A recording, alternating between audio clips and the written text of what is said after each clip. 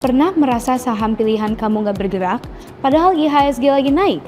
Atau pernah lihat pasar sedang merah, tapi ada sektor tertentu yang justru kuat sendiri? Nah, ini terjadi karena uang di pasar saham tidak selalu bergerak ke semua sektor secara bersamaan.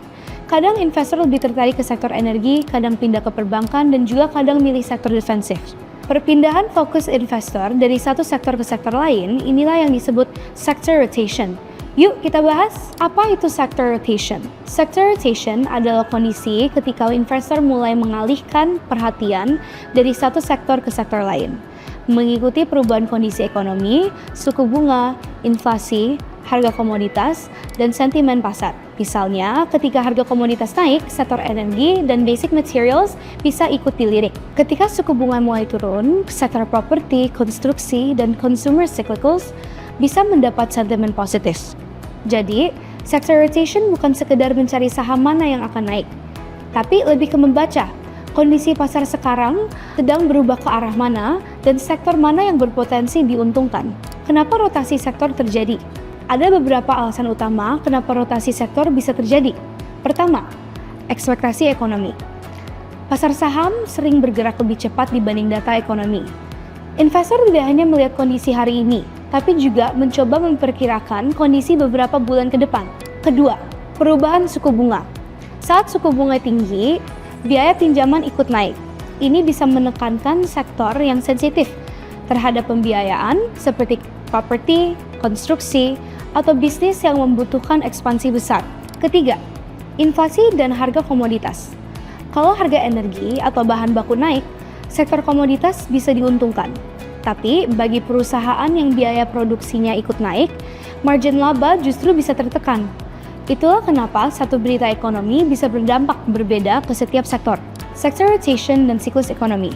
Secara sederhana, siklus ekonomi bisa dibagi menjadi 4 fase. Pertama, fase pemulihan. Di fase ini, ekonomi mulai membaik setelah periode melemah. Sektor yang biasanya mulai dilirik adalah sektor yang sensitif terhadap pemulihan ekonomi, seperti consumer cyclicals, industrials, transportasi, properti, dan perbankan. Kedua, fase ekspansi. Di fase ini, pertumbuhan ekonomi sudah lebih kuat, permintaan meningkat, perusahaan mulai ekspansi, dan laba emiten biasanya ikut membaik. Sektor seperti financials, teknologi, industrials, dan basic materials biasanya mulai mendapat perhatian. Ketiga, fase perlambatan. Di fase ini, ekonomi masih bertumbuh, tapi kecepatannya mulai menurun. Investor biasanya mulai lebih selektif. Jika harga komoditas masih tinggi, sektor energi bisa tetap menarik. Tapi di saat yang sama, sektor yang lebih stabil seperti consumer non-cyclicals, kesehatan, dan infrastruktur juga mulai diperhatikan. Keempat, fase tekanan ekonomi atau resesi. Di fase ini, investor biasanya lebih defensif.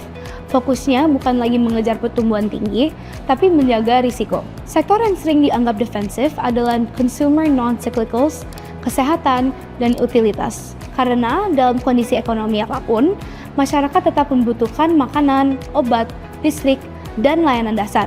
Cara memakai sector rotation. Pertama, lihat kondisi makro. Perhatikan inflasi, suku bunga, nilai tukar, harga komoditas, dan pertumbuhan ekonomi. Kedua, cek sektor mana yang mulai lebih kuat dibanding IHSG.